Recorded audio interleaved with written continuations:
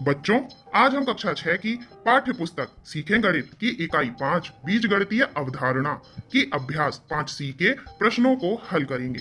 प्रश्न 1, निम्नलिखित को घातांकीय रूप में लिखिए।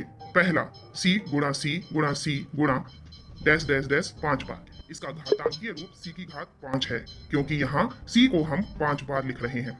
दूसरा, 5 गुणा a गुणा a गुणा b गुणा b गुणा b।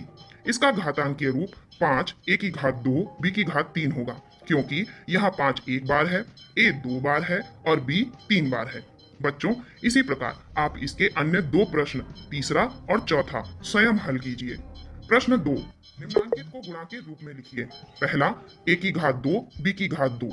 अब यहाँ पर हम देखते हैं कि a और b दोनों पर घात 2 है, इसलिए a और b को हम 2 बार गुणा करेंगे। अतः अभीष्ट उत्तर होगा a गुणा b गुणा b। दूसरा, 9 a b की घात 3। यहाँ केवल b की घात 3 है, इसलिए इसे 3 बार लिखेंगे तथा 9 और a को हम एक एक बार लिखेंगे, क्योंकि यहाँ घात 1 है। अतः अभीष्ट उत्तर होगा 9 गुणा a गुणा b गुणा b गुणा b।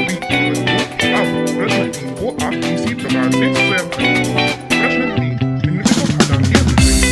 पहला, a गुणा a गुणा a गुणा n बार। अब यहाँ इसका घातांकीय रूप a की घात n है, क्योंकि यहाँ a को n बार लिखा गया है। तीसरा, 3 गुणा 3 गुणा 4 गुणा 4 गुणा a गुणा b। यहाँ पर 3 और 4 और 1 ये तीनों 2 बार लिखे गए हैं, इसलिए यहाँ सबकी घात पर हम 2 लिखेंगे। घातांकीय रूप होगा 3 की घात 2, 4 की घात 2 और 3 की घात 2। बच्चों, अब दूसरा व चौथा प्रश्न आप इसी प्रकार से स्वयं कीजिए। प्रश्न 4, एक व्यक्ति की वर्तमान आय 1 रुपए है, उसकी आय को कभी भी नहीं हो जाती। 3 वर्ष बाद उसकी आय कितनी होगी? तो इसे हल करने के लिए सबसे पहले हमें पता है व्यक्ति की वर्तमान आय 1 रुपए है। प्रतिवर्ष आय में बढ़ोतरी नहीं होगी। अब हम 3 वर्ष में आय की बढ़ोतरी ज्ञात करेंगे। तो 3 वर्ष में b को हम 3 बार लिखेंगे, अर्थात b गुणा b गुणा b। अतः इसका घातांकीय रूप होगा b की घात 3। अब हम 3 वर्ष बाद व्यक्ति की अभीष्ट आय ज्ञात करेंगे, जो कि a b की घात 3 होगी। 1, निम्नलिखित कथनों में सत्य तथा असत्य कथन छांटिए। पहला, x अचर राशि है, तो यह कथन असत्य है, क्योंकि यह एक चर राशि है।